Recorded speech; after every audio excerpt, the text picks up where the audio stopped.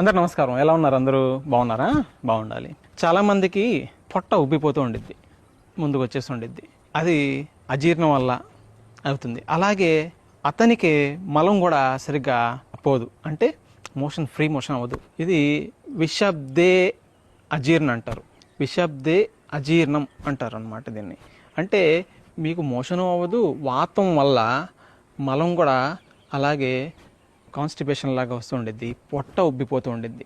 ఇలాంటి సమయంలో మనం ఏం చేయొచ్చు అంటే, బొంత ఉంటాయి కదా ఇంట్లో, బ్లాంకెట్స్, మందంగా ఉన్న బ్లాంకెట్స్ వేసుకొని ఫ్యాన్ ఆఫ్ చేసేసి మొత్తం కప్పేసుకొని కూర్చోండి. చెమటలు కక్కుతూ ఉండిద్ది అనమాట. లోపల వేడిగా ఉండిద్ది కదా, ఉక్కపోస్తూ ఉండిద్ది కదా, స్వెట్టింగ్ వస్తుండిద్ది. అలాగే వేడి చేసిన నీళ్ళలో సైంధవ లవణం ఒక అర టీ స్పూన్ వేసుకొని, ఓకే, దాన్ని టీ లాగా తాగుతుండండి. ఇలా కప్పుకొని టీలా తాగుతుండండి. చాలా చక్కగా మీ యొక్క ఆ వాతం తగ్గిపోయి మలం కూడా కదిలి మీకు ఫ్రీ మోషన్ అయిపోయి మీ యొక్క సమస్య క్లియర్ అయిపోతుంది.